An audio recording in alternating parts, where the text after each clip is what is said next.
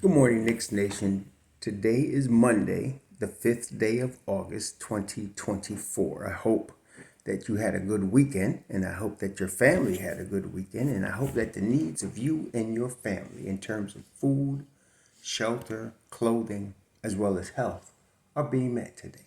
Blessings upon those that work in the healthcare field, along with the first responders who every day are trying to save lives. Those also that pick up garbage to keep our places clean, and those that make deliveries for our convenience. Double blessings on the men and women that are out here trying to help, rescue, deliver, and recover teenagers and children that are the victims of child molestation and pedophilia. People that are victims of pornography, child pornography, prostitution, child prostitution, human trafficking, and sex slavery. Double curses on all those who are perpetrators of these things. Double curses on all those who are in business to make a profit from these things.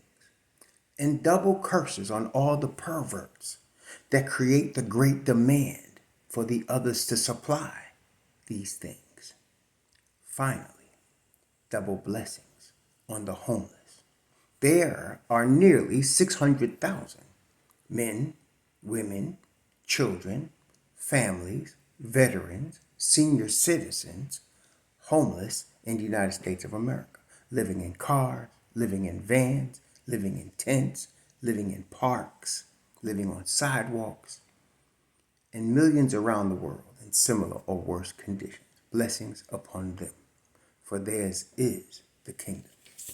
Today I want to talk about Jericho Sims. We have a lot of time now, so I could examine fully each player and their expected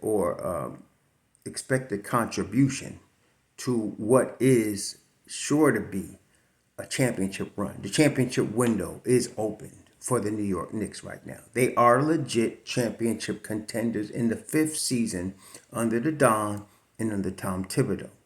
The rebuild has been successful and it's completed now. And so now the championship window is open. The Knicks are acknowledged by everyone in the NBA to be a sure playoff team, a threat to win and come out of the East, even with the current champion Boston Celtics.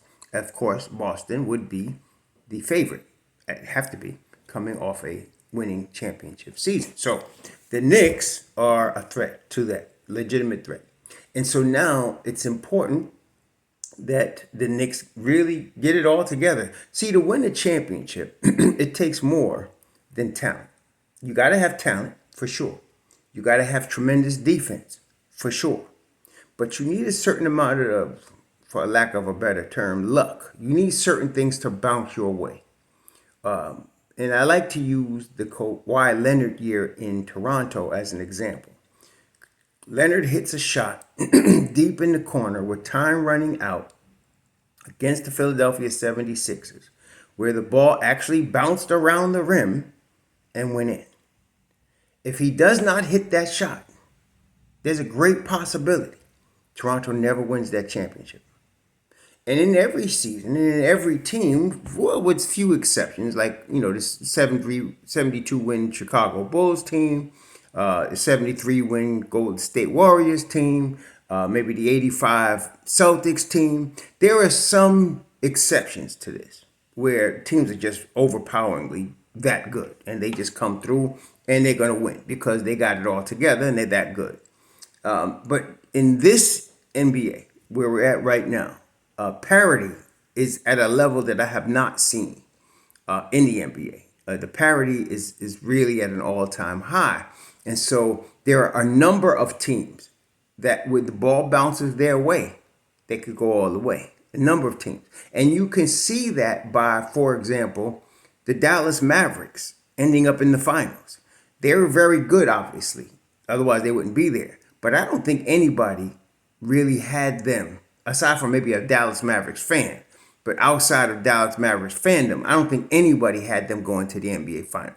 Or the year that Miami Heat went from the play-in to the NBA Finals. See, so you had to have things bounce your way. Like, for example, in the Heat's case, Giannis Antetokounmpo gets hurt in the Milwaukee series, which opens the door for them to win that series. Then, of course, you get contributions from players that really started blossoming under, like Caleb Martin, under that in that particular season, and that combination of things, and there were other bounces that went their way, caused, and then of course the ferocious defense that Miami plays brought them in a position to get to the finals that year.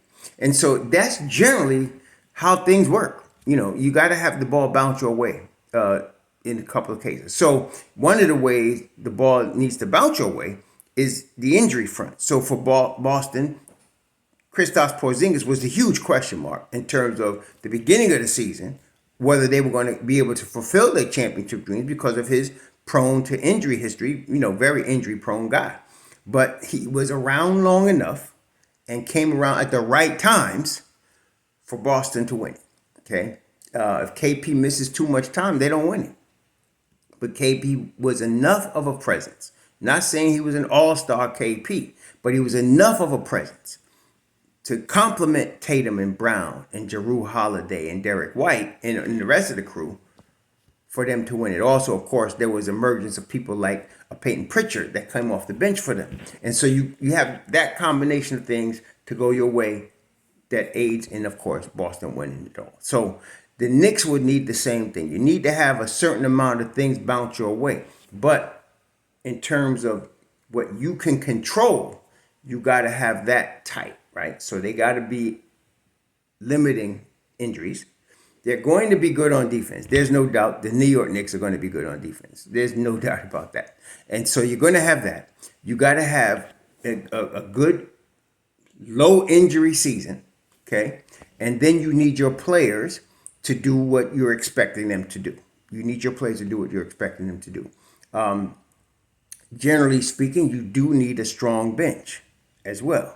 I know, you know, teams like the Big Three era is played out in my view, you know, because teams like Miami Heat, where you can come with a LeBron, a Bosh, and a D Wade in his prime and get a bunch of, you know, minimum contract players and older players that are looking for the ring to come together and win a chip is very, very rare, very, very difficult to do in the league right now with the way the parity is. So you need a real team and you need to have a solid 8 or 9 man rotation in order to, and you got to have good, you know, health. All that's got to come together. Now, every season, every single season, there are teams that don't have that fortune. They may have the talent, but the health is not there, right? Or the bench is not there, or they slip up on defense. There's always teams that, you know, have a lot of talent and on paper look to be pretty invincible, but they lose because of these. What's the word I'm looking for? They lose because of these other things that are necessary, these ancillary things that are necessary. So with that in mind, the Knicks have a solid core. Okay, there's no doubt. With Julius Randle coming back healthy, Jalen Brunson in his prime, and now you have already OG Anunoby coming back healthy. You have added a Mikal Bridges, you know, so you have, and then of course you have a 9-man with the signing of Precious. You got a 9-man rotation: Precious, Hart, DiVincenzo, and of course Deuce McBride. You have a 9-man rotation. Then you added that with You added that with Cameron Payne, and then you have, of course, today's subject, Jericho Sims. Now, you can look at the Knicks and you can see, obviously, the question mark is health. Tom Thibodeau relies on a shot blocking 5 as the centerpiece of his defense.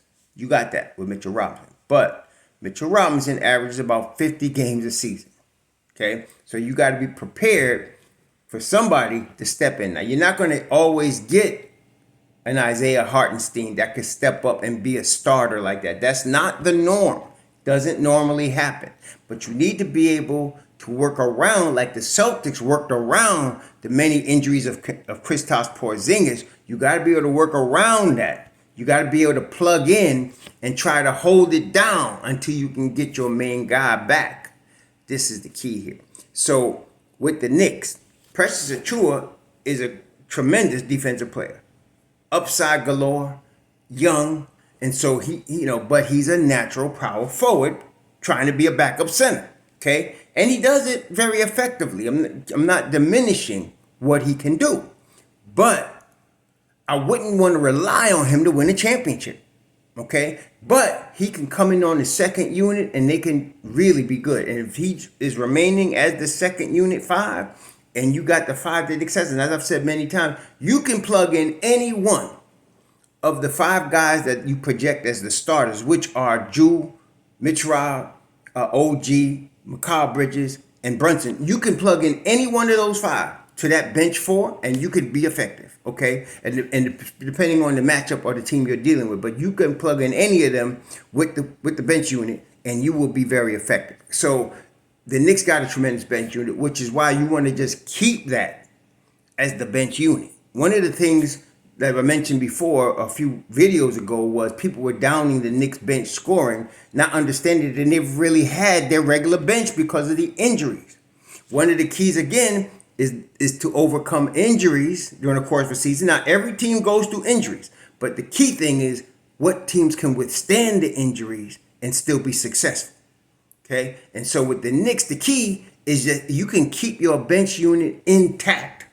You don't have to break them up, make some of them starters because of injuries, which is what they had to do last year, because now that weakens your bench, which is why it appeared that they couldn't score when Jalen Brunson wasn't on the floor and all that. But if you have that 4 guys as your bench unit, and those 4 guys in terms of Precious, DiVincenzo, Josh Hart, and Deuce are roughnecks in the sense that they're very available. They don't miss a lot of games when they get a chance to play, as we've seen. Then you're really going to be in good shape with Mobb Deep there. So there, if you have to use somebody else, and this is what Tibbs has been doing, this is how Hartenstein came to the Knicks. When Mitchell Robinson is hurt, you keep your bench unit the same and you bring in Jericho Sims or somebody else. Now, people have been bringing all of these losers and has-beens like JaVale McGee or Dwight Howard. Let's get one of these has-beens. No. You need somebody that you can count on. It's very tough to find. It's not easy. You can't just put any warm 7-foot body in there and think it's going to work. Okay? No. We got Jericho Sims. Now, Jericho Sims, in his career with the Knicks, he has averaged starting 32 games a season, as you would expect, because he's backing up Mitchell Robinson. He has played 14 minutes a game. He's averaged 3 points and 4 rebounds. Okay? And those are not earth-shattering stats. But what you're looking for with Jericho Sims, and some of y'all need to listen to this carefully before you start throwing all these has-been names at me about possibilities. Please don't. I'm not interested in don't drop the soap Dwight Howard. I'm not interested in has-been JaVale McGee or any other has-been you might come. You know, these guys were good 5 years ago, 10 years ago. Not now. No. Before you start throwing these names, please don't. Let's wait, okay? And I know I'm going to get the whole bunch of... Well, we'll talk about the clickbait media has already started preparing. Clickbait media, as a side note, before we get back to our regularly scheduled programming, clickbait media is very similar to a factory that makes bread. In this case, it makes bread that's bad for you. But what do I mean by that? Well, a factory that makes bread has to have flour, and they have to have salt, and they have to have materials, to make the bread. So a clickbait media is always creating materials so they can create more clickbait. The latest one is that, Washington is expected to trade Jonas Valanciunas, right? Well, that setup is for the clickbait so that when the trade deadline comes, the Knicks need to go get Valanciunas. That's the clickbait. Now, I'm telling you ahead of time that's what's happening, even though the Knicks may not do it. But, of course, that's not going to stop clickbait. So let's back to our regularly scheduled program. Now, so Jericho Sims really needs to do exactly what he's been doing. In other words, if he needs to start 32 games and play 14 minutes a game, what he needs to be able to do is not give us earth-shattering double-doubles. That's not what we need from him. We need him to blend in with the unit he's playing with and hold it down. That's all we need him to do. Hold his own for 14 minutes, which is what he's been doing his whole career. Now, what we're hoping for is that because this is his 4th season with the Knicks because he has known Tom Thibodeau's scheme. That he is very familiar. He's not going to make rookie mistakes like getting in foul trouble in 14 minutes. That he's not going to be out of position. That he's going to be in position. He may be dunked on. He may, not be able to get, like I said, double rebound. Can he hold his own though? Because he's going to have around him OG, Juju, Brunson, and McCall. He's not going to be out there with no scrub. Okay, he's going to be out there with some really high level players. So we just need him to hold it down. And in those situations, you're going to be going small a lot more because if he plays 14 minutes, that means Precious is going to have to play 34. And from last year, I think we all know Precious can play 34 minutes and play effectively for 34 minutes. Okay, so yes, we'd be giving up some rim protection. But again, we're hoping that if this situation comes to pass, it's temporary. Like no more than 32 games. Okay, hopefully less. And I mentioned also that I believe the Knicks are going to adjust MitchRob's minutes. I don't think you're going to see MitchRob play more than 28 minutes a game on average. I don't think so.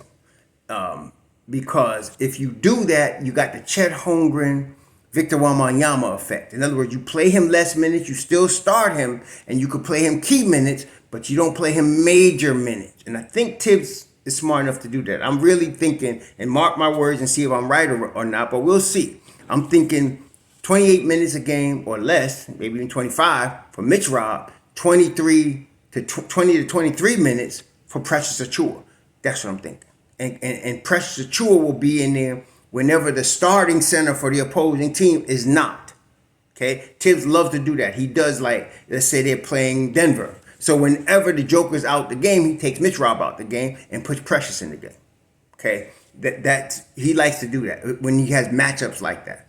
And so if that's the case, that would be good. That alone will cause Mitchell Robinson to be able to play at least 60 games, which would be tremendous if we can get him 60 games. So now Jericho becomes important because now again, let's say Mitchell Robinson gets 60 games plus the playoffs. That means Jericho is starting 22 games instead of 32. That's even better. See, if we can limit, again, we can't be unrealistic and think that Mitchell Robinson's going to play 80 games. That's not going to happen. Probably may not even play 72 games, even with the limitation. But if we can get 60 games, 65 games from him, and if we got 65 games, now that's even better. Because now you only got to do 17 games of Jericho Sims. And he could hold it down for 17 games. Okay, that's what we're talking about. So the key here is, can Jericho do Jericho? Be just like he's been, but being a little bit more experienced. Jericho's going to be 26 years old come the fall. By the time the season starts, I think he's going to be 26 years old or close to it, right? It ain't like he's no spring chicken. He ain't old, but he's no spring chicken. So we can't expect realistically that all of a sudden he's going to be like some double machine. That's not going to happen. But can we get him to hold it down and do exactly what he's been doing? 14 minutes a game, 3 points, 4 rebounds, solid defense, mixing with the starters enough so that we don't get outscored while he's on the floor. That's the key here. Can we do it? Can we do it without us getting outscored when he's on the floor? That's very key here. That's really what we're dealing with. We're dealing really with plus minus.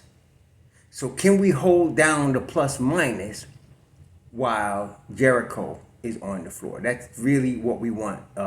That's really what we're looking for. And I'm going back and looking at his plus minus. This is the first I'm looking at. And he was -7 last year. The Knicks scored 6 fewer points when he was on the floor and gave up about a point more when he was on the floor. So I'm hoping, the playoffs he was +15, so that's actually good. But if we can remain neutral or even plus while he's on the floor for the 14 minutes, we'll be in good shape. We don't need him to be the starter. If Jericho Sims is your starter, or if you go get a Valanciunas to try to do something, replicate Mitch for this season, going into playoffs, you ain't winning a championship. You got to have cohesion. You got to have continuity. It's got to fit. And the team we got fits. Okay? If you want to start camp with a Valanciunas, that's different. Okay, that's different, but that ain't gonna happen. They start in camp with Precious Achuiwa in the second unit, and so that's the way it is. So now we're really dependent on the protection of Mitch Robinson's health and the filling in of Jericho Sims. He's going to become very important, and so he becomes the big question mark right now. Can he hold it down? I'm very confident because, again, I'm not expecting him, that is Jericho Sims, to lead the league in offensive rebounds. I'm not expecting him to give us a double-double. I'm expecting to do exactly what he's done, but just to do it better and more cohesively with the starting unit. If he does that and MitchRob can play 60 to 65 games, the Knicks will be in very good shape. Very good shape to win the championship. You all enjoy your Monday. So